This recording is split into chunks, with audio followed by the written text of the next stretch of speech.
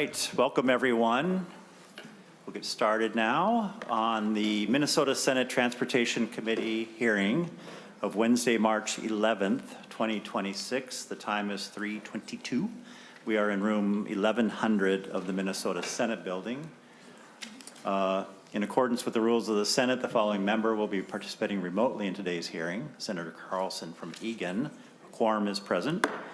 And with that, members, we're going to turn our attention to electric vehicles and the conversation that we started last year when we enacted the registration fee or the tab fee for EVs, but with the idea that we would look at electricity as a vehicle fuel and ultimately see if we can't look to that mechanism to approximate what we pay in gas tax, and then come back to a little bit more parity on what folks who own electric vehicles, I am one by the way, are paying through their registration fee.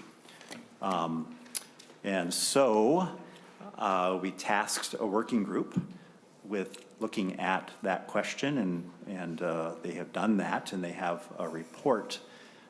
Senator Johnson Stewart chaired that effort, and so she's prepared to acquaint us with the outlines of the working group's final report. The complete report is in member packets.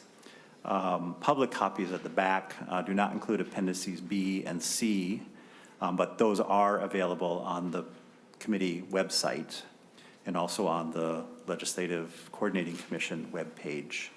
And so with that, we will call upon Senator Johnson Stewart to first give us a little bit about the working group final report. And then Senator Johnson Stewart has Senate File 4169 to present, which is written to those recommendations. And we'll hear from the public, their perspective, some of whom participated on the working group. And then my intention, members, is to lay this bill on the table because it raises a lot of complicated issues that we need to kind of sort through over the coming days and weeks. Welcome, Senator Johnson Stewart. Thank you, Mr. Chair. So I will just talk in general terms, some of the most important things that I want members of the committee and also people watching this hearing to know. The need for this working group came about because currently the majority of our, again, I'm going to talk in generalities, but the majority of our road system is paid, road and bridge system is paid for through the gas tax and through other fees. And as our world and consumers move from, I can't remember what it's, combustible engines. I wish Senator Carlson was here. But anyway, gas-powered engines, again, another general term. Gas-powered vehicles to more and more electric vehicles. We really need, and I mean we, those of us that care for our road and bridge system, we need to figure out how to continue to maintain them and fund them because electric vehicles don't pay gas taxes. So historically, this has been a good source for us. Oh, sorry. Oh, you know why that happens? Because she's an emergency contact, so I apologize. Anyway, so the challenge is the less gas people buy due to either driving electric vehicles or driving hybrid vehicles or driving more efficient vehicles or using transit, frankly. We really just need to figure out how to maintain a reasonable source of funding. So this working group was called out in legislation last year. I was really honored to serve as the chair. Representative Steve Elkins served as our vice chair. Senator Howe was there as a member of our committee, and he provided great insight. And then Representative Murphy also provided important insight, as did our stakeholders. I want you to look at page 5, if you would. Page 4 talks about how we decided what stakeholders would be there, but page 5 and 6 really gives a list of our stakeholders, and I feel proud that we really tried to reach across industry to find people who could inform this conversation and provide great insight, which they did. I'm proud to say that I think we ran the meetings that we held as a discussion, drawing out conversation between stakeholders, making sure that we heard input, and we received great input. We met several times, and the other thing we did, in addition to asking our stakeholders for input, is we educated the stakeholders and those that were watching. So every one of our presentations is on the website, and without exception, were just excellent. We heard from other states who had already implemented different ways to tax, frankly, both their EV drivers, but also EV fuels. We benefited from that because other states that have been doing this ahead of us have run into problems. They have found that some of the methods that they were using to obtain revenue actually cost more than the revenue that they obtained, and so that's a valuable thing for us to learn from their lessons. So all of that information is available to the public, both electronically and in paper form. We heard from businesses. We heard from people like Quick Trip, who own hundreds of gas stations right next door in Wisconsin, where they're already implementing some of these ideas, to learn about what the impact is on people who are collecting the taxes. We heard from nearly everybody, I think, in our state government in terms of how this might impact their operations, from commerce to revenue, et cetera. And again, all of that testimony and all of that information is in the website, and you can access it electronically. Frankly, our hearings were also recorded, and so that's available too. The other thing that I'm really proud of is we took recommendations, which you'll find in the report beginning on page 9. We took recommendations for several weeks from all of our stakeholders. And I don't know if this is typical or not. This is the way we decided to do it. We wanted to record every recommendation, regardless if a majority of our stakeholders felt like it should be implemented or not. And so no good ideas were lost. I'm proud of that as well. We want to make sure and acknowledge that as we move to update the way that we fund our roads, maybe something that's not 100% appropriate now, maybe something that makes sense for us as we see the number of electric vehicles on the roads increase. We heard from the Truckers Association and learned a great deal from them in terms of how much they prorate the taxes that they collect already for gas tax, and there may be models there for us as well.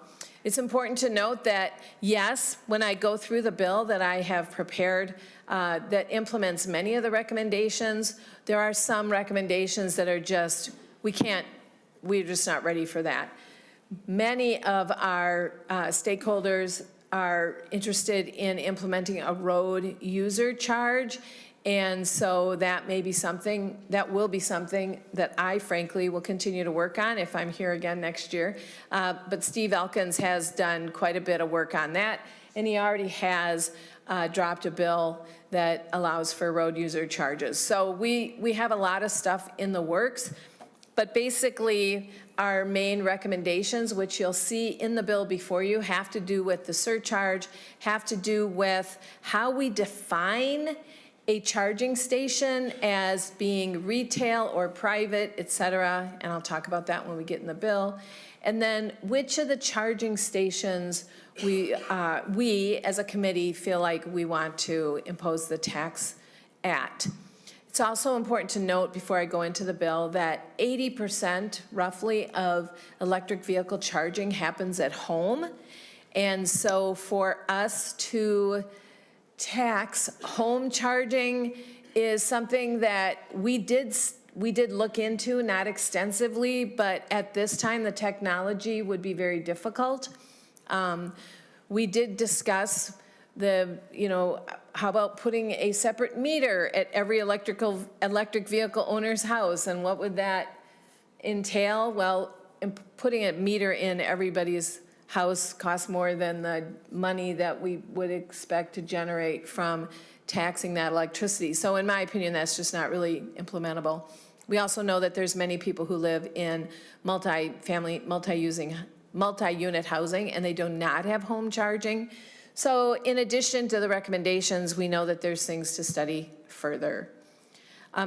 Mr. Chair, I'd be happy to answer any questions before I go into the bill. Is that what you were looking for, or do you have anything else you want me to talk about? I'll kind of toss the ball back to you, Senator Johnson Stewart, to help us understand. I think our goal is to understand what the recommendations are. You touched a little bit on some of the ideas that were advanced that did not, that were proposed, but did not advance as a recommendation. Do you think it's it's best to illustrate what the recommendations are by going to the bill, which is written to at least some of the recommendations, or did you want to walk us through the recommendations that we find on pages 9 through 12? I think it would be great if you turn to page 9, and I will just give an overview of the recommendations. Right. All right. Senator Jasinski has a question. Thank you, Mr. Chair, and thank you, Senator Johnson Stewart. The recommendations, there seem to be a lot of abstain. Can you tell me why there were so many versus yes versus no, why there's so many abstained votes? Senator Johnson Stewart. Yeah, that's a great question. So remember, we had many, if you look at the stakeholders, we had many representatives from state agencies, and so I would see over and over the representative from Commerce or MnDOT or Revenue. The state agency reps would abstain often. Not being a state agency person, I don't know, I'm sure they did that based on rules and regulations over their job, but mostly the abstinence, the abstainers were based on their role in the state government. Thank you. All right, if everyone could turn to page 9 of the report.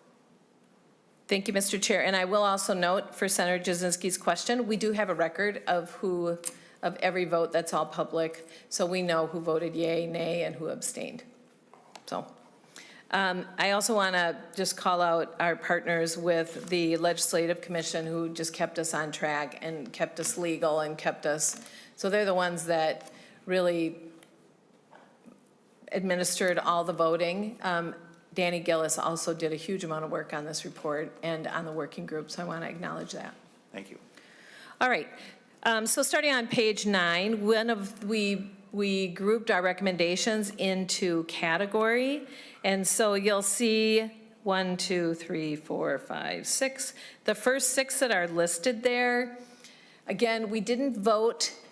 This was not a voting thing, mainly because I acknowledge that the stakeholders weren't necessarily parceled out in terms of, well, these are from this industry, we have exactly the same number. So, just naturally, we had one person from the auto dealers, for example. So we wanted to record the ayes and the noes, but we talked quite a bit about, we were just going to report that the majority recommended these. And again, you'll see that we also have some recommendations that were not adopted because they weren't voted on by the majority of those who voted.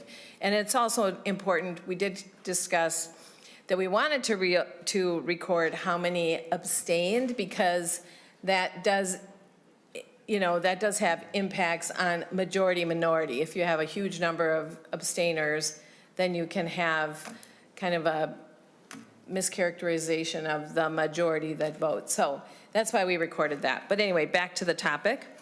So some of these are somewhat easy. The first one is incorporated in the bill. The legislature should establish a standard federal purchase exemption for electricity sold as vehicle fuel for vehicles owned and operated by the federal government. That was to be in line with rules around gas tax.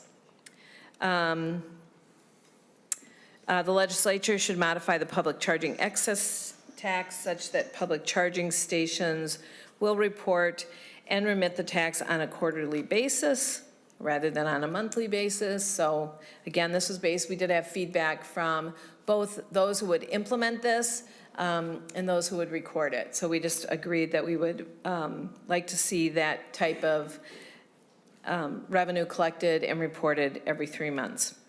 The legislature should eliminate the sales tax on electricity at public electric vehicle charging stations. That was so we're not double taxing and charging people both excise tax and sales tax.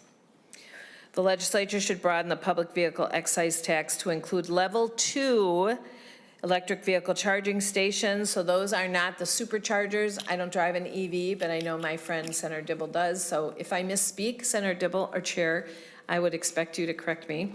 But we went into this, and you'll know that the bill we passed last year dealt with level 3 charging stations. Those are the supercharger ones, the ones that have a capacity that exceeds 50 kilowatts. We decided as a committee that we wanted to expand the taxing down to level 2 charging stations.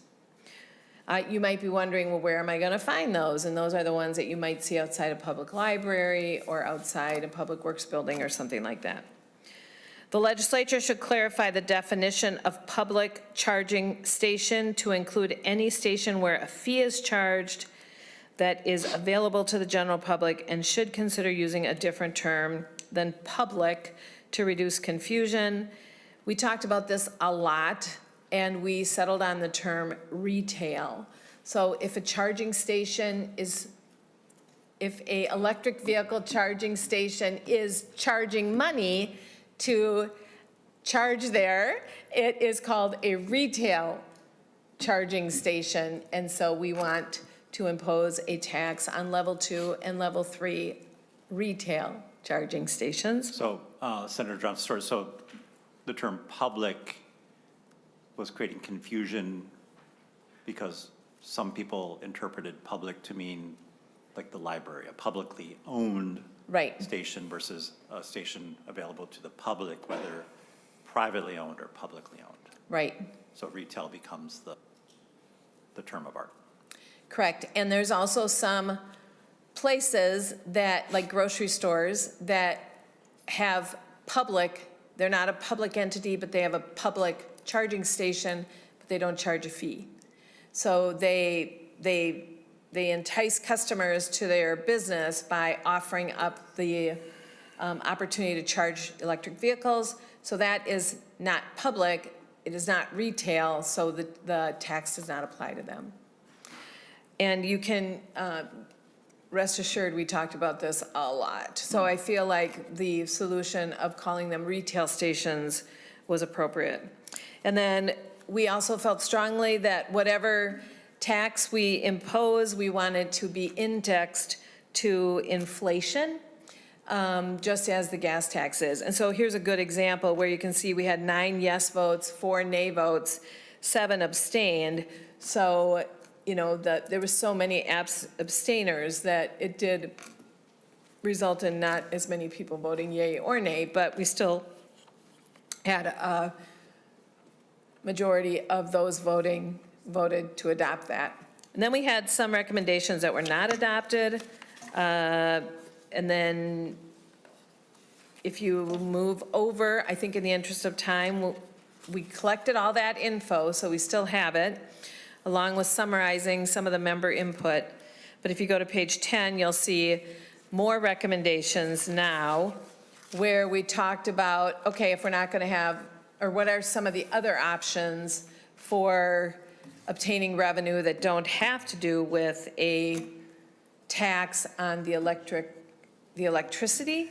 And so here we go into the recommendations, and this is where we start talking about the road user charge. So the state should so I'm on the bottom of page 10. The state should implement a mileage-based road user charge in which EV owners pay at a rate per mile that is calculated to roughly equate to the same amount of tax they would pay if they were driving a gas-powered vehicle. Again, Representative Elkins has done an enormous amount of work on this, and so it was really important in the working group that EV users don't pay more than gas-powered drivers, and vice versa. So the road user charge would be voluntary, which allows drivers to opt in to replace the electric vehicle surcharge. So there's some concerns around road user charges and the ability to track where electric vehicles are driving. And so if people don't want to do that, or if they don't want to track their mileage, or they don't want to have the hassle of it all, they can just pay a flat fee. And then the road user charge is based on odometer readings and not requiring tracking of trip or location data.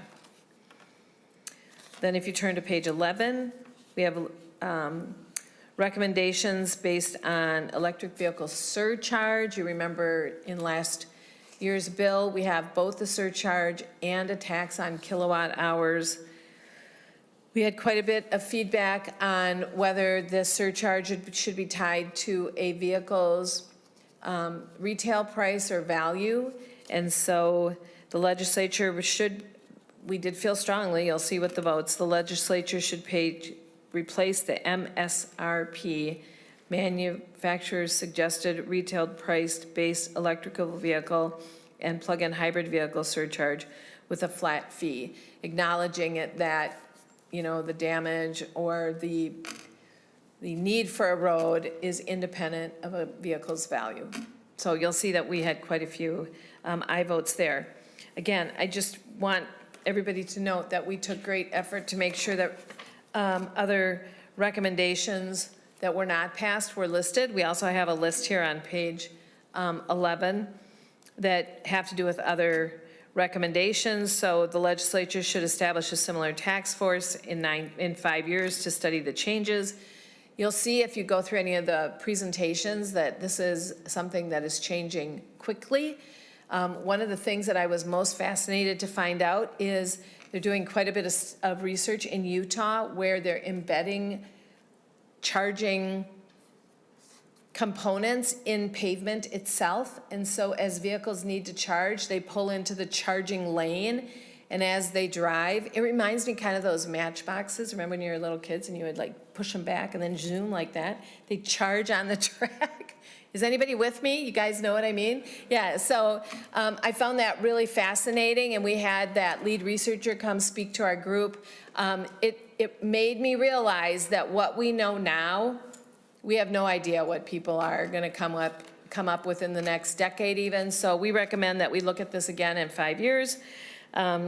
We want to continue state support for building out our network of EV charging facilities, providing state funding to continue the NEVI program operated by MnDOT. That's the one funded by the federal government. We should provide tax benefits or credits to bring down the initial purchase price of EVs. The legislature should continue to pursue and eventually implement a system that distributes tax revenue obtained from EV charging to the highway tax fund and not the general fund. I specifically remember that one came from Senator Howe. And the legislature should expand the definition of auto parts sales tax to include EV chargers and charging components. And then a portion of revenue, there's one on the page 12 and then we're done. A portion of revenue from the assessment of EVs for use of Minnesota roadways should be dedicated to municipalities for the construction and maintenance of roads and bridges within their jurisdiction.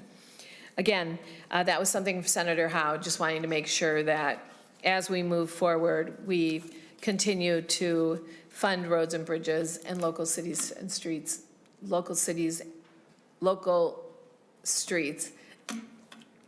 as we do now. So anyway, I think a lot of those recommendations are included in the bill, but to be sure, not all of them. I think we'll continue to study them and implement them as we are able, or not.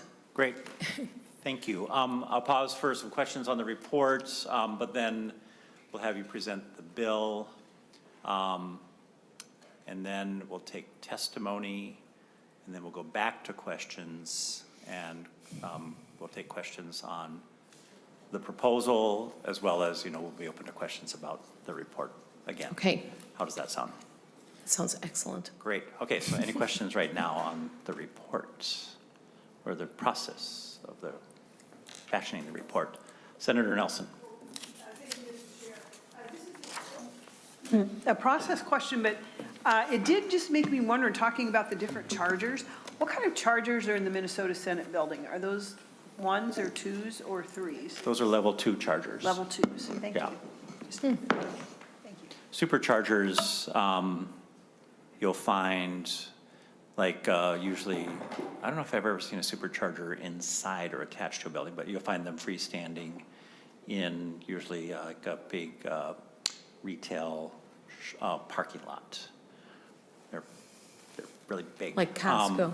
Yeah, Costco has, they have level 2s, maybe they have some level 3s. I know Menards in Duluth has a level 3s. And there's a few, they're not a lot of them because they're very, very expensive to install. And so, yeah, just not a lot of them have made their way. Hopefully more, because they address the issue of time and convenience as well as longer distance travel fairly effectively. The range anxiety thing we hear about with EVs are addressed with level 3 chargers. Oh, the Quick Trip outside of St. Cloud has one, because I've used that on longer trips up to that part of the state. So it takes about half hour or so to get a full charge on a level 3, where it'll take you a couple of 2 or 3 or more hours, depending on how low you are with the level 2. And then, you know, if you're just plugging into your 110 home, that's many days. So, although I did do that once and got a pretty good charge overnight. So, the 8 to 10 hours, I got a pretty good charge from 110. All right, so anything else on the report? Okay, we'll turn our attention to Senate File 4169. Senator Johnson Stewart. Thank you, Mr. Chair. I want to offer up one thing in response to Senator Nelson. So we did have Quick Trip come and testify and talk. They are investing hundreds of thousands of dollars into their gas stations and installing level 3 chargers. I don't know if you've been to a Quick Trip lately, but you can get just about any kind of food there. They want people to come and charge and work and the whole thing. But the charger that you saw or that you see in St. Cloud, that costs about $750,000 for them to put those. I think there's usually 4 of them or whatever. And then I also wanted to note that we did explore with the university some technology of home charging and metering at home. And I think I mentioned it already now that I bring it up, but it's just not there yet. So some of the charging technology will evolve. But yeah, those big superchargers, I think we'll start to see them more and more. But they're not as prevalent as a level 2, which is why we included the level 2 in the bill. Great. All right, so you have an author's amendment, correct? Yes, I would like to offer the A1, Senator, or Mr. Chair. All right, so Senator Johnson Stewart offers the A1 amendment. Looks like it's just kind of technical, dealing with some language and dates. It is, in fact, just to bring it in alignment, the information or the statute that we passed last year doesn't go into effect until 2027, so we wanted to line this up so it's in alignment with what was passed last year. Great. All in favor of the A1, say aye. Aye. Opposed, say no. Motion carries. All right, Senator Johnson Stewart. Thank you. Well, again, this is just a start, but I feel proud of it. Proud of the work we did and proud of the work that you see before you. Again, I think it's just really important, especially, well, it's not even just especially, at the state, at the local, at the county, at the township level, that we continue to find a way to fund our local roads and bridges. And so this is a first step after the steps that we took last year. So if you walk through the bill, Section 1, you'll see the main thing that we see there is that we have we call out that this applies to retail charging stations, which means a facility at which a person conducts business, not for-profit business, but simply business, using electric vehicle supply equipment. And so that's important. You'll also see that replicated in Section 2. Section 3 and 4 just makes conforming changes so that the word retail continues to be used in a way that is not confusing or doesn't conflict with the word public. When you get into Section 5, Section 5 on page 3 requires the Commissioner of Revenue to annually adjust the tax rate on electricity sold as a fuel. And that's where we're indexing the tax rate on EV electricity in a way similar to how we're indexing the gas tax.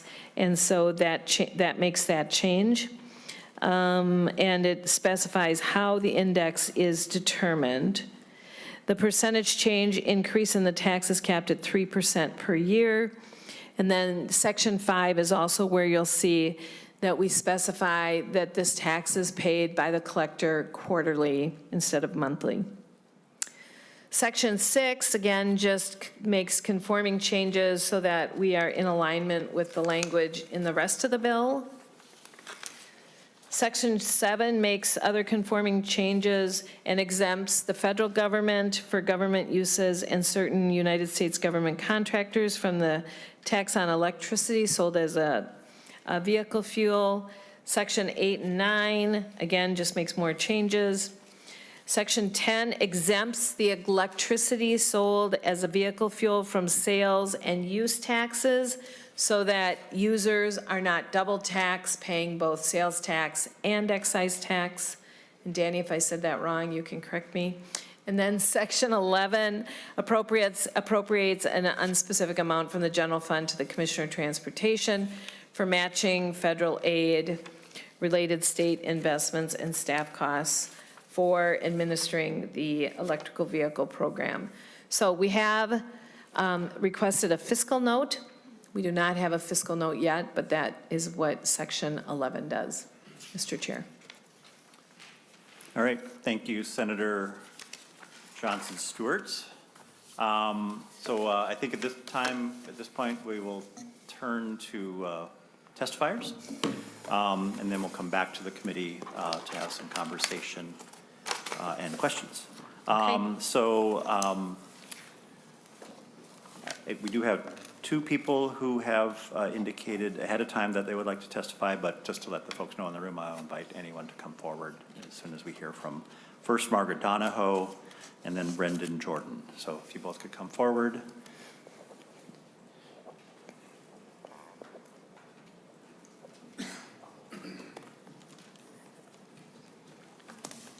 Oh, and members, there's a packet of written Hey, Margaret. testimony, input in your packet of, I don't know, a dozen or so letters. So please take a look at those. Thanks.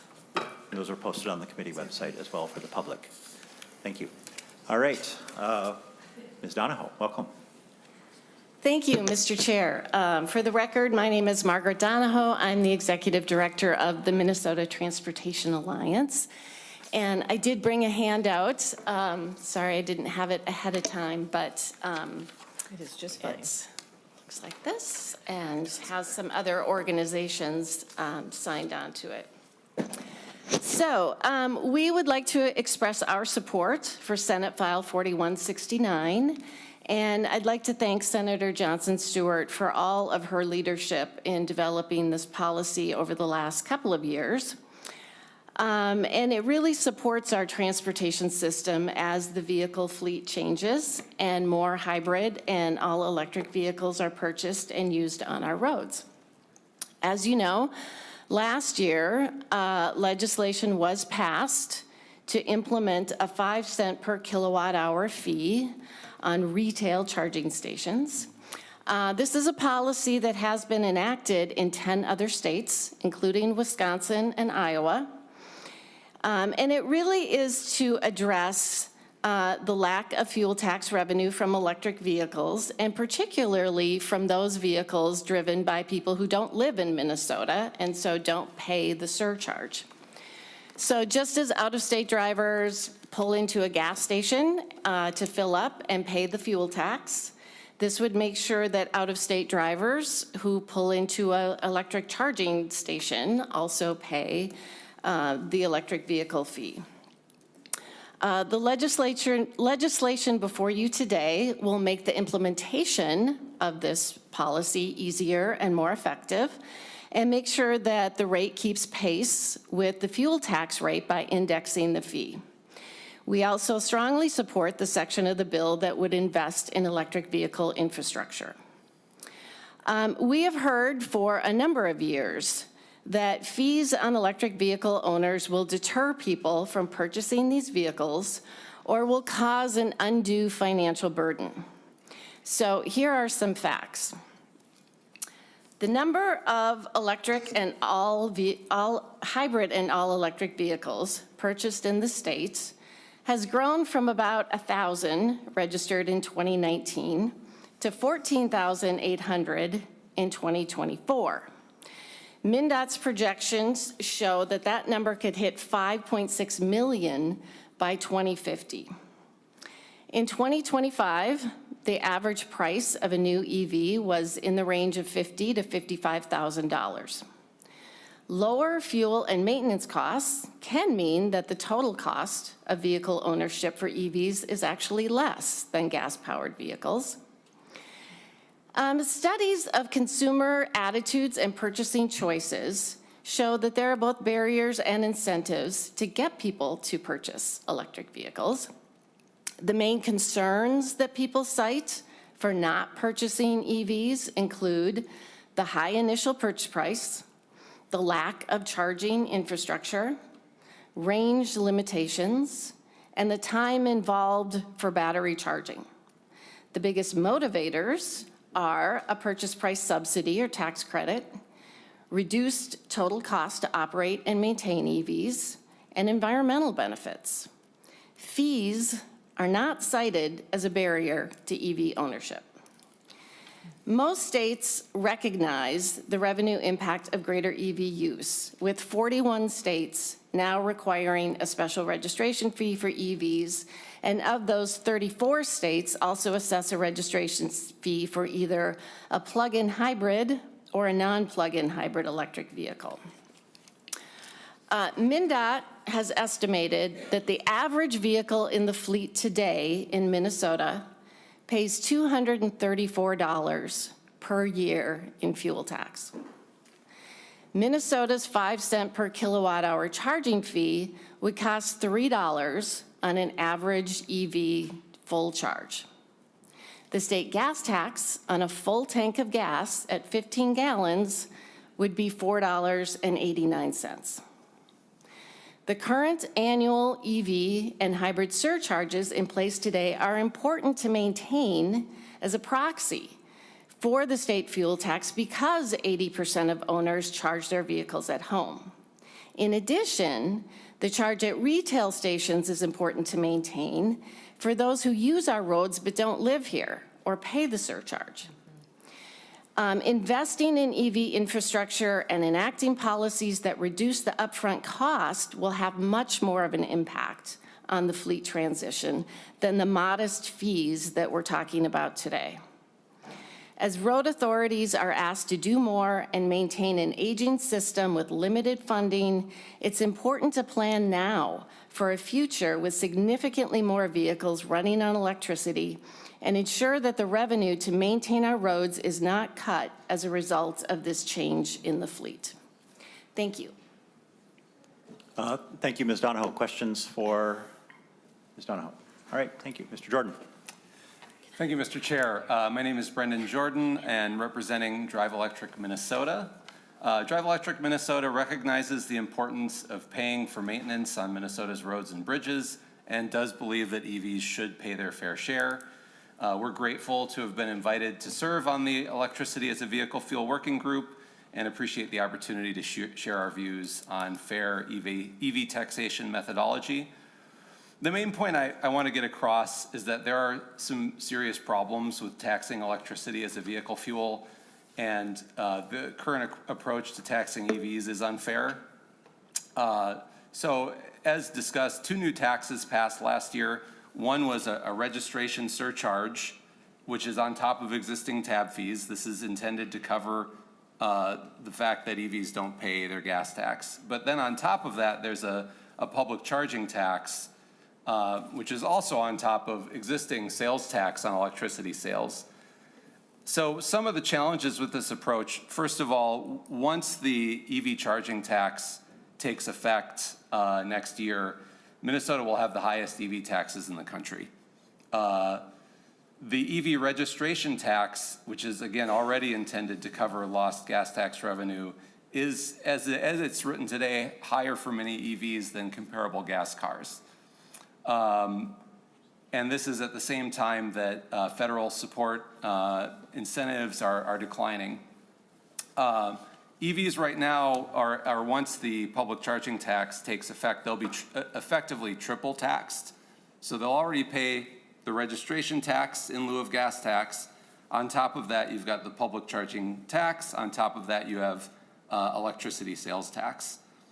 The challenge here is that, as has been noted many times, 80% of charging happens at home, so most EV drivers won't pay the public charging tax. The ones who will pay it are not, in fact, out-of-state drivers. What we're talking about is renters and who tend to be lower income. That's who will pay this tax. And although it may be low on an individual charging session, it's going to add up if you depend on public charging, as many people do, and I hope we can get some renters who own EVs in at future hearings. But by our calculation, it could be $500 a year on top of a couple $100 in tab fees once that tax takes effect. It's going to reduce access to charging, particularly in rural areas. Many EV charging stations are offered as an amenity by a site host. It's not necessarily a high revenue, high profit endeavor. So a lot of these charging station operators that have low utilization will just choose to opt out of the system rather than take on the burden of adding a bunch of administrative cost. If you're, offering a charger at an amenity at a grocery store or a cabin or that sort of thing. A lot of these operators are not in the business of selling fuel. They're in the business of doing something else and offering charging as an amenity. There's, as have been noted, major practical challenges expanding a charging tax to home charging where most charging occurs. Imagine, garage inspections and the like. It's not practical. There's major concerns. And so, it's our belief that public EV charging taxes have too many problems to scale. Fortunately, there's 2 other viable options. One we already have, which is a registration tax, which is, again, already in effect, and then mileage-based tax as an opt-in. So what we would recommend from a Drive Electric Minnesota perspective is we would love to revert from the MSRP-based fee to a reasonable flat fee. We can all debate what a reasonable flat fee is, and we're open to that debate. We'd like to have an opt-in for mileage-based. I think it's time as a state to try this. If you don't want to do that, you can just do the flat fee. And then we just feel like it's unfair to add a charging tax on top of what is already a quite high registration tax. So we'd like to see those eliminated or at least adopted at some point in the future when some of the issues can be ironed out. And then we would love to see support for EV sales incentives and more support for EV charging to help the industry develop. Thank you. Thank you. Questions for Mr. Jordan? Senator McEwen. Thank you. I have a question about your recommendation to revert from the MSRP-based EV surcharge to whatever people would say is a reasonable flat fee. Why is that? Mr. Jordan. The MSRP-based fee is charging people a different amount based on the value of their vehicle, which is not really if you're trying to find an equivalent to a gas tax, you're paying for your use of roads, not based on the value of your car. Senator McEwen.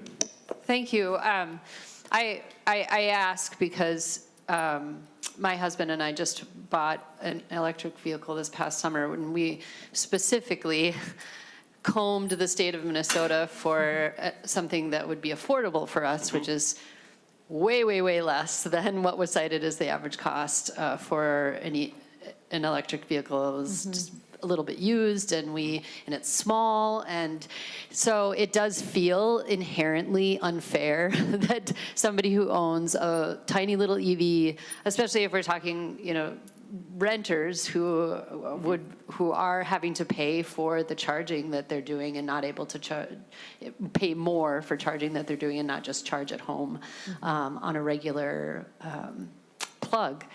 But yeah, it feels very disproportional when you look at some of the EVs of these, especially these large trucks that they're coming out with now that are extremely heavy and have a lot more wear and tear on the road than my little Chevy Bolt, right?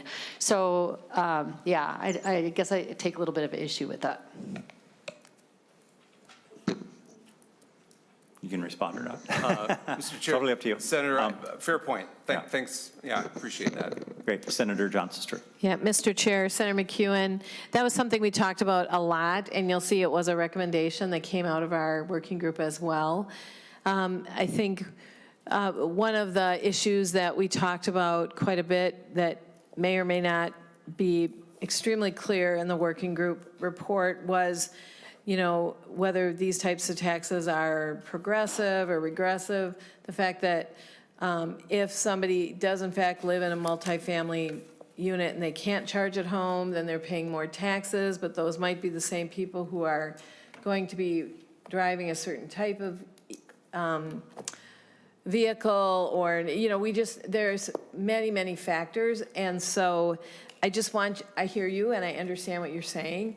That was one of the recommendations that we talked about, that we also could make more of just, people could just know that this was the fee that was based on the fact that it was an EV, regardless of the MSRP. So these are the fees that we're going to start charging electric vehicles. Keeping in mind also that this is a fluid thing, that there's really 3 options for gaining revenue. There's one, the surcharge on the license. Then there's the taxing per hour or per kilowatt hour. And then there's this road user charge. So I think as we move forward, even 5 years from now, we're going to see that one of these ways may become the primary source of revenue versus the others. And so they're all kind of moving parts. But I understand what you're saying, and we discussed that at great length. So there's many who share your concerns. Thank you. Senator Jasinski. Thank you, Mr. Chair, and thank you, Senator Johnson Stewart. And thank you, Mr. Jordan, for the question, because again, we've been talking about license tab fees, and I've done many discussions about how Minnesota has the highest license tab fees in the nation for a new $50,000 car, which is the average. So when you're saying it's going to be the highest here for electric vehicles, well, that might make sense to you because we got the highest combustible license tab fees as well. But my concern, again, since I've done some of my discussions about it in social media, people would love a flat fee that was, the same for each thing, or if you went to a weight-based, because obviously that weight is what does the damage to the road. So if you had, it was an electric or a gas-powered, if you had a rate for a certain pound, and I think other states do it by weight. Some do a combination of weight and value and all those things. But again, you also, if you think about that, you have some people in Minnesota who have, let's say, a sports car in the winter, or in the summer they drive, and they're paying a full value on that. They're only using it 6 months. So is that fair? Because they're only out on the road, a few months out of the year they use that vehicle, and they're paying the full fee. Usually a sports car is a more higher valued car, so they're paying a lot of money for only using it partial year on the year with less wear and tear on the road. So there's so many moving parts to EV versus value-based versus weight-based versus mileage users. There's just a lot of different ways to look at it. So then I'll switch to one question. I was out for a while. I apologize, with the deputy registers. So in one of my buildings, we put in an electric charger. It's a two-stage electric charger. At that time, it cost about $15,000 to upgrade the electricity just to put it in. And now we capture about $200 a year in revenue. So not much. It's going up. Last year was $200. I think this year was about $350. So it's slowly going up. But under this bill, I know that one time you had to be a retail sale or whatever. You have to get licensed for that. So in this bill, and I was trying to read through it, I didn't see that. So if I operate that electrical charging station in that building, I would have to be a licensed person to do that? And then would I have to pay fees? Because I know originally in some discussion, there was fees to be a retail seller. And again, ours, like as Mr. Jordan said, ours is more convenient. It's at a office building. We just thought we'd offer it, so we put it in. It's starting to get used a little bit more, but again, that's, you know, a lot of high fees to put that in. And now as the requirements to me as an operator to get licensed and do all those things. So can you talk a little bit about what was discussion there about the licensing, the person to sell it and how that works and what the fees are and what's involved? I may have to Senator ask Danny. Johnson Stewart. Oh, sorry. Mr. Senator Chair, Johnson Stewart. I may have to have Danny help me with this a little bit, but I would venture that you would still have to get licensed and you would still have to pay tax on that because you are a retail, you are charging people for the retail, you are charging people for the energy that they're consuming. We did have representatives from Commerce and Revenue and Department of Transportation and Department of Administration all providing input. So I'm noting your question and thinking about it. I'm not sure the process has been developed yet. That may become more clear when we get the revenue note and determine that. We did change the reporting from once a month to once every 3 months, getting input from people like the gas station owners and Quick Trip, et cetera. So we did get testimony on that and understand that it could be pretty burdensome, which we don't want. But I can't confirm that definitively right now. It's a good question. Well, thank you, Senator Johnson. Senator Jasinski, it's a good question. I remember coming up last year. I was highly resistant. There wasn't enough time to work it through. It's part of why we made the effective date so delayed. It was because we wanted to work through that very question. So we'll have more conversation outside of this committee when we lay this bill on the table on that very issue. Senator Jasinski. So thank you, Mr. Chair, and thank you. So it was brought up as far as charging a fee to a supplier if I'm selling it basically to the customer at the office building, which we do. I think it's 35 cents per kilowatt, and we're doing that. So my intention, or what we had talked last year about this, was that the person, and I'll just use myself as an example, so I'd get charged a fee, or I'd have to apply for a license to do that, and I'm assuming there's a fee to do that, to get a license. Most times when you want a license, you have to pay a fee. So that was still discussed in there about doing that or not? Senator Johnson Stewart, did it come up in the deliberations of the working group? Mr. Chair, Senator Jasinski, I do remember talking about that. So I remember we had a conversation wherein different retail charging locations may decide to add money, so just like a two gas stations, one across from each other, the gas is 3 cents more a gallon, et cetera. So we did talk about how individual charging locations could set their own rates. I don't recall that we ever talked about charging a fee to do this other than the typical licensing fee. I just don't remember that we did that. And so we will be relying on Commerce and Revenue to figure out how they're going to implement this. But is the charger at your building, it takes a credit card already? Senator Jasinski. Mr. Chair and Senator Johnson, yes. You'd put a card in, or I think some vehicles or manufacturers give a card where there's like credits on or something, but they have to put a card in. I'm not sure if it's a credit card or they have another card, but actually they put a card and they get charged. It's 35 cents per kilowatt. They can charge up and then they leave. So I'm not exact. I think it's a credit card, but they may also have another type of card that reads it as well. Some of the charging facilities work through an app. They're an app-based system. You have your money, your credit card charged through the app. You either preload an amount or it's charged in real time. Senator Johnson Stewart. Thank you, Mr. Chair. I also remember a conversation where one of the tasks that the Department of, I don't know if it's Commerce or Revenue, but I remember they talked about having to do a catalog or a survey and identify where all of these charging locations are, and that they were somewhere along the stage of doing that. They probably don't have it right now because they're not getting anything from you. But I remember that was one of the tasks that they will have to do. And again, we'll see that reflected in the fiscal note. They can just borrow my Apple Maps. Sure.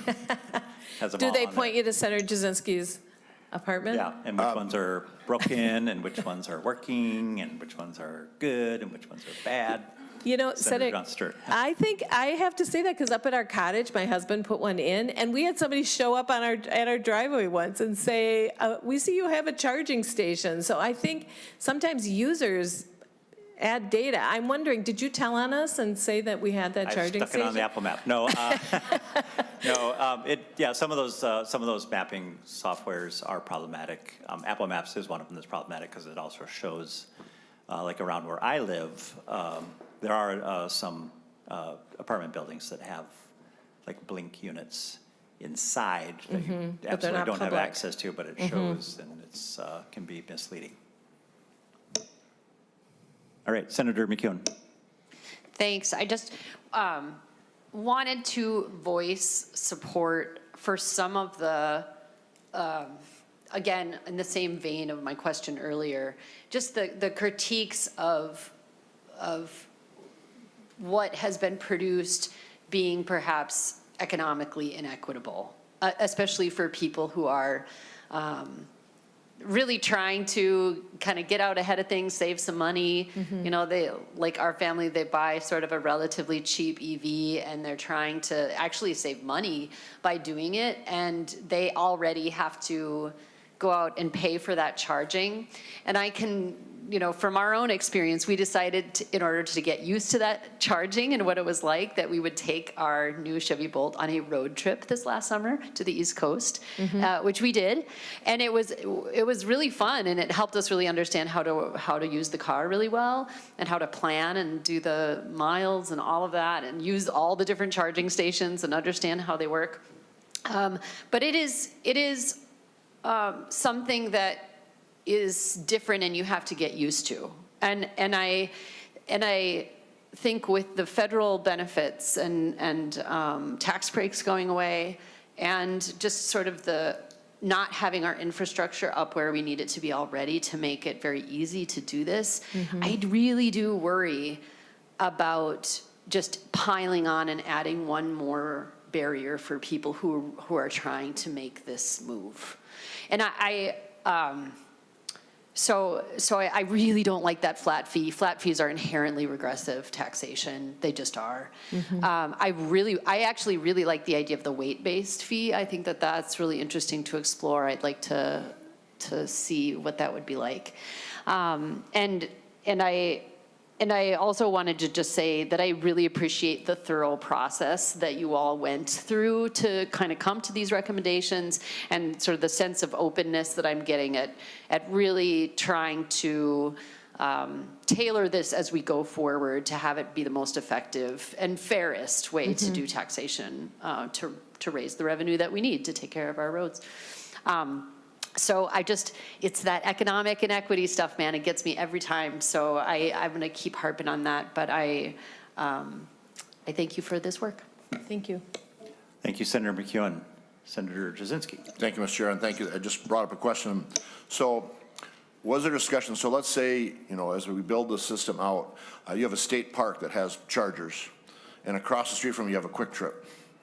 And so you have two different providers there, and taxation and cost. So you're saying at the park, they would not be taxed on it, but if they go across the street at Quick Trip, they would be taxed? Is that been discussed? Because again, public-private partnerships, I'm all about putting them at Quick Trips because they have all the infrastructure there. They have the restrooms, the food, all the convenience things. But if you have one in a public park that you're not charging a tax on, across from a Quick Trip that has to charge a tax, that's not fair. So how does that address, and what's your intention for that, and how would that happen? Senator Johnson Stewart. Thank you, Mr. Chair, Senator Jasinski. Well, we did have somebody from Quick Trip on the group. So yes, we did discuss exactly that issue, except I think he used the word public library instead of public park. That's an important thing, absolutely. And so that's why it's important to note that we changed the language to retail, because many public places, like if you drive north and you're on 35 and you pull into one of the Wayside's rest stops, you'll see charging stations there. They are retail in a public location. So I acknowledge that that may impose an inequity or unfairness for somebody like Quick Trip, because people could decide to go sit in line over at the state park where it's free. It also may encourage our state parks to charge for the charging. Again, I don't drive an EV, so I don't know how common it is to find free EV charging stations out there, but we did address that, and that's why I'm really glad we had people from the Retailers Association and specifically from Quick Trip on our task force to talk about those equity issues just like that. The other thing I want to point out, to Senator McEwen's point, the more we've researched, and you can imagine, having an academic background, we did a lot of presentation and a lot of research on this. It is very clear that technology is changing. So right now, it is technically unavailable. A charger or a meter that can be used at home so that we can assess a tax at home. The technology is not there. I talked to researchers at the university, and it has to do with the heat, and it's dangerous. And I think somebody brought this up with me today, that in certain parts of New York City, you can't charge your bike at your house or something. You know, when you're charging and you're doing electric implements, sometimes the technology is not there to do it safely. To my point, this meter that is currently unavailable to determine how much electricity is running from your wall to your vehicle, the technology is not there. However, they're working on that. They're working on that because, as Margaret noted, there's 41 states right now that are trying to figure out how to tax this electricity. And so that would be great if we could tax the vast majority of electricity that's happening at home. Then people who charge at home would pay the same tax as people who don't have that luxury. But the technology is not there yet. I encourage you to find the presentation about this pavement charging. That to me is genius, because if somebody can just drive and charge as they drive, then they don't have to go to Quick Trip for a half hour.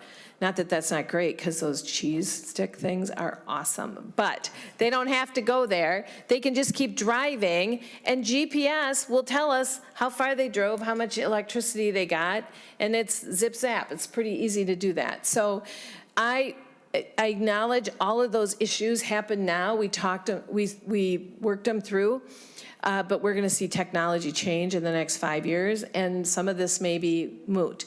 We also want to make sure that we incur some revenue.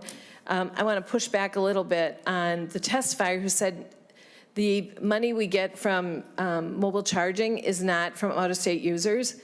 It absolutely is. I mean, to your point, you did not drive from Duluth to the East Coast without stopping in some other state to charge.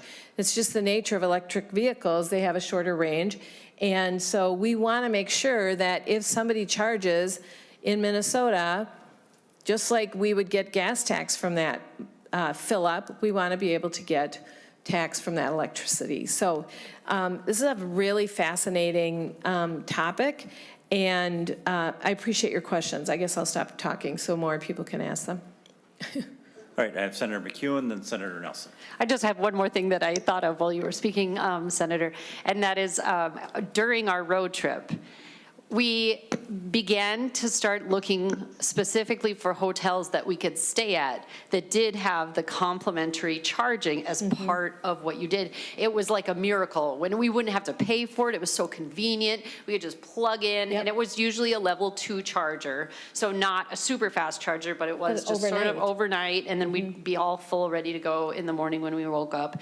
But it does also concern me that something like this, because I know that it was sort of a hassle sometimes for the hotel owners. Like if you have trouble connecting, or if there's any issue with one being broken or out of service and what's going on, you go into the hotel and they're like, I don't know.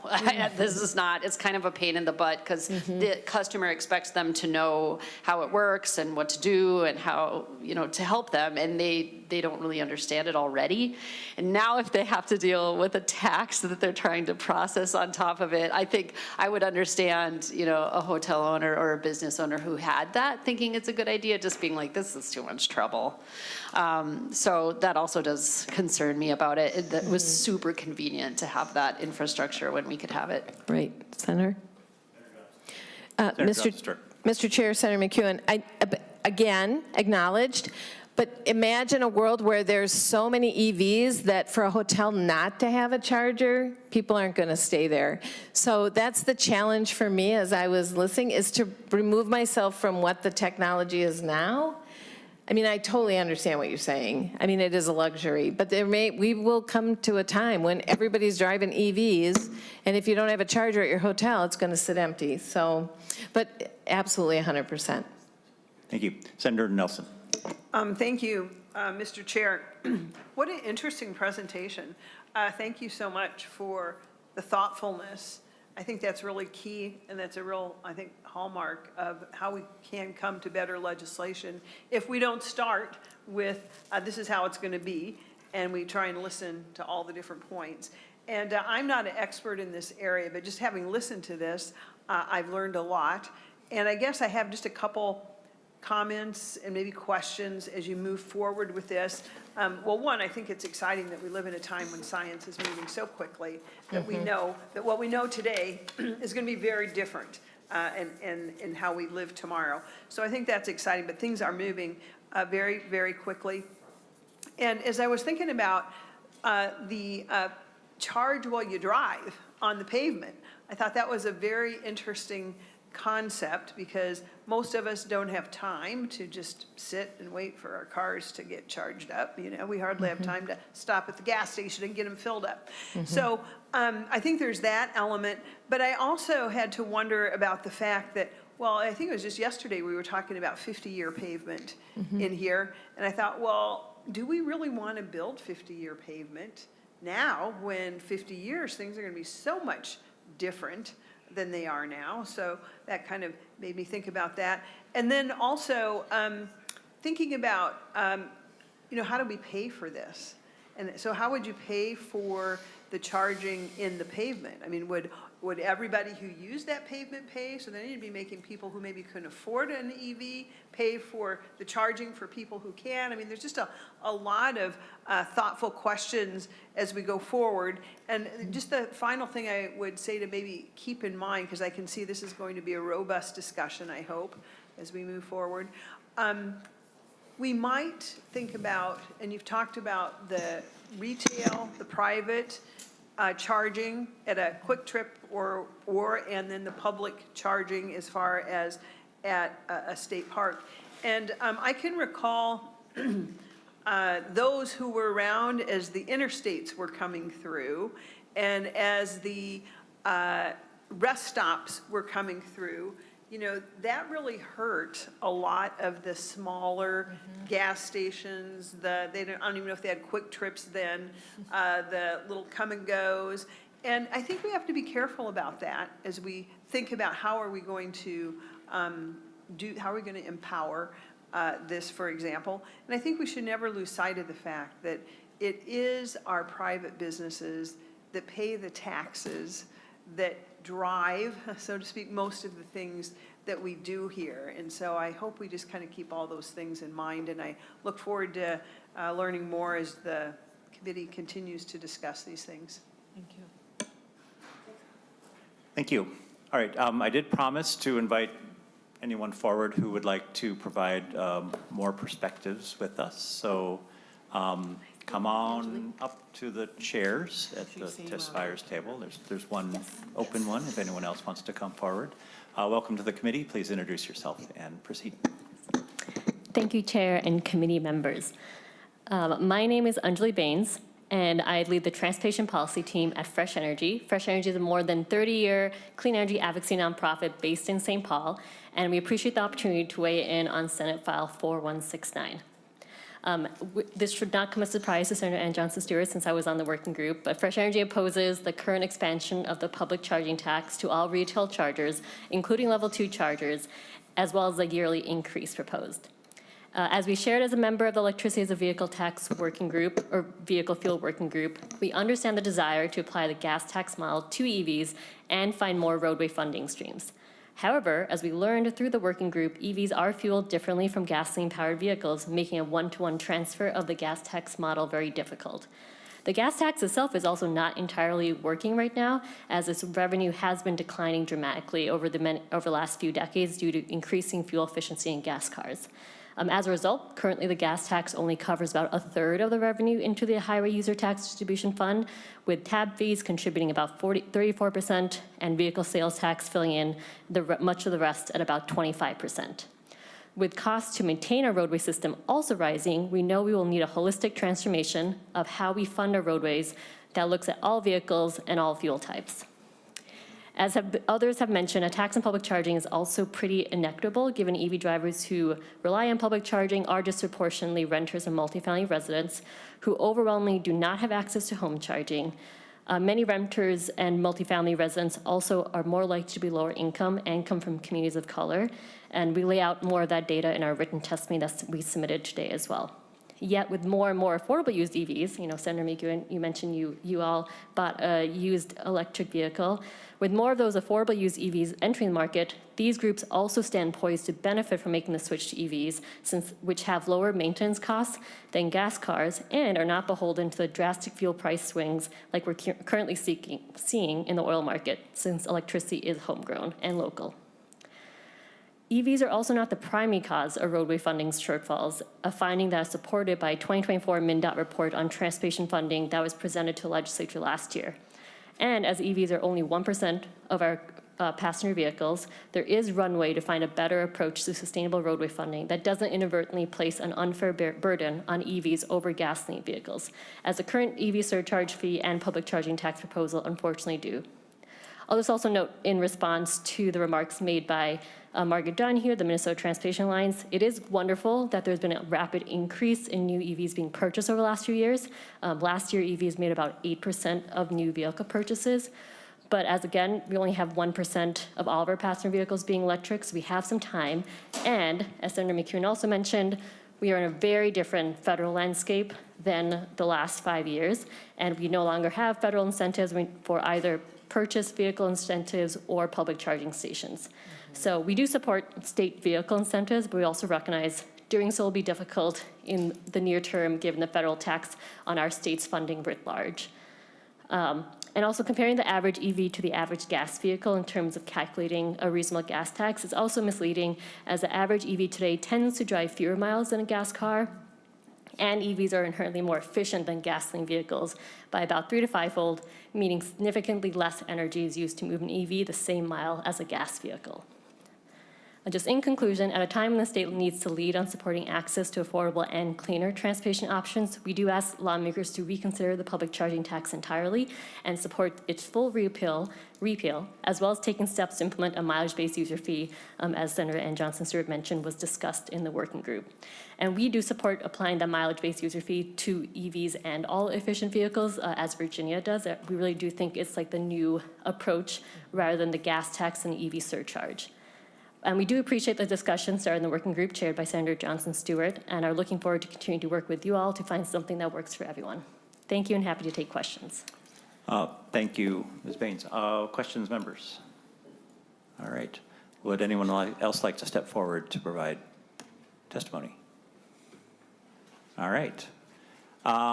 So I'll just weigh in for just half a second. Like I said earlier at the outset of this hearing, we're going to lay Senate File 4169 on the table because I think we've had a great discussion and we're sorting through a lot of complicated issues. I appreciate the work of the working group in the recommendations, but even through the admission of the working group. There's some complicated issues to work through. And we, of course, we don't have the RUC before us, the road user charge before us. I was reminded that we did hear it, and moving on to taxes, it's parked in taxes right now. How quickly we forget. But it feels like we need to bring it back perhaps, or have a more thorough discussion about the RUC and how that fits into this conversation as well. I think I've been pretty clear from the outset in how I feel about electric vehicles and how they contribute to our transportation system, transportation infrastructure. The key word, of course, is fairness. And, you know, fairness is in the eye of the beholder, and there's a lot of perspectives on what fair means exactly. And so I just think we need a little more time to sort through it, have conversation with each other, and figure out the best way to proceed. You know, there's a little bit of a time urgency. You know, people are paying the, you know, what we hope would somewhat approximate the gas tax through the tab fee that's keyed off the MSRP. But we did delay the implementation of the excise tax to 2027 to try to work through some of these issues. You know, and of course, I wasn't even thinking, so I'm grateful for the work of the working group, that sales tax on electricity, you know, gets laid on top of that, so we need to figure that out, and if we're going to eliminate that tax, the tax committee is going to have an opinion about that, because that's going to trigger a revenue estimate. And so, yeah, there's just a lot to think about, and we probably need to have this conversation with other members of the Senate as well. And Lord only knows what the other body's even doing. So, Senator Jasinski, any concluding comments? Thank you, Mr. Chair. And then just something that came up, and this is more probably for the Energy Committee, but it sprawled my, when someone's talking about 1% of the vehicles on the road now are electric, and obviously the goal is to get way more than those. There's been a lot of discussion about data centers and energy use and if it's sustainable, and, you know, a lot of people are concerned about the energy use. So if we're at 1% now and we have these chargers and we're going to try to get to 100%, does that create another issue with electricity and having electricity for both a data center or all these chargers? Because if you're going to have to increase the number by a lot to put electric chargers in, what's the draw on that? And do we have the energy to fulfill all those needs in the future? Again, more of an Energy Committee question, but just brought it up when she brought up the 1% of what's there now, and obviously the goal is to get to all electric vehicles. So I'm just curious on the demand for all the electricity, and do we have the capability given where we're at? We do have that conversation over in the Energy Committee, on which I serve quite a bit. Yes, I mean, it will, I mean, but you know, just like the entire conversation around, you know, which source should we be using for energy outside of transportation energy, you know, should we be electrifying, how we're heating our homes, how we're cooking, et cetera. You know, and the opportunity there, of course, is to get to cleaner and cleaner sources if we electrify versus using natural gas and you know, and home fuel, heating fuel, and things like that. So yeah, absolutely, you know, the demand on additional generation is there, but that also creates the opportunity to move ourselves into ever cleaner sources and create the economies of scale that makes cleaner distributed energy, which creates an inherent level of greater grid stability with diversified sources, and you know, that addresses transmission challenges, et cetera. I mean, it's a very robust conversation. PUC has taken this on. They have a docket, so maybe we'll bring the PUC docket in that analyzes some of these questions, because that informs some of our thinking around this as well. There's an opportunity with electric vehicles to serve as mobile storage devices. Again, that creates the reliability and grid stability factors that we're looking for. That's getting into some higher tech stuff. Maybe when we get the individualized meters that measure what we're putting into our cars in home charging, we'll also get to this ability to put the electricity back to the grid when we don't need it at night. That's being stored in those batteries sitting in our garage. So now we're getting really sci-fi here. Yes. Senator Johnson Stewart. Well, no, just talking about, Mr. Chair, sorry. Yeah. Just talking about technology changes. I mean, if Senator Carlson was conversing, he would love to talk about battery technology. because we did bring up batteries a little bit in discussion, and like, that's its own working group, is just looking at battery technology and how that's gonna change things, you know, in terms of electric trucks. The technology exists for them to pull in and change batteries and just keep going. So that the cost of batteries, the storage of batteries, the volatility of batteries, like, all of this is changing very quickly. And so we are here to say, at this point in time, these are our recommendations, and we'll see what happens tomorrow. Yeah. So, members, we have, it's a special day because we have a special guest here. He's hiding in the back. I was going to bring it up, but I Yeah, didn't want to. Former Chair Frank Hornstein, visiting from the other body, but our good friend. And it's interesting that you should talk, Senator Johnson Stewart, about the battery swapping out idea, because back in the day, before EVs were popular and super sexy, Senator or Representative Hornstein and I flew out to Palo Alto to visit a startup that didn't quite start up, but It started, it just didn't go up. what was the name of that? What was the name of that company? Representative Hornstein. I can't remember. It had some clever name too, but that was the whole idea. Was you would drive into you know, a gas station or whatever. Better Place. Better Yeah, Place. Better Place, yeah. You would drive in and they just like take your battery out and they drop it in a new one and you'd be on your way, zip, zap, zoop. But it just never quite. But that's what they're talking about with Yeah. trucks now. So, you know, so maybe, you know, maybe that'll come back around. We'll talk to, what was the name of that entrepreneur, Agassi? Like Andre Agassi, but he had a different first name. So it was pretty fun. And then we brought him here and had a big symposium. It was really cool. But it never quite got to where it was trying to go. So welcome. Thank you. Representative Hornstein. Okay, anything further? Representative Senator Jasinski. Thank you, Mr. Chair. And again, I was going to say the same thing about Frank being back there, so glad to have you. Also, another special guest, we have the Waymo folks here. They're also going to have a lot of discussion about Waymo coming up this year, so Yeah. the Waymo folks are here as well. So welcome them and welcome. Thanks for coming. We're going to have a cup of coffee and sit around and talk about automated vehicles, just like we did today on electric vehicles next week. So I'll warm up the coffee. Let me know if you take cream and sugar with your coffee. All right. Anything further, members? All right. And everyone here who's listening, who's interested, start getting in our ears with ideas, solutions, you know, start helping us figure out this package. All right. Anything further? We are adjourned. Thank you.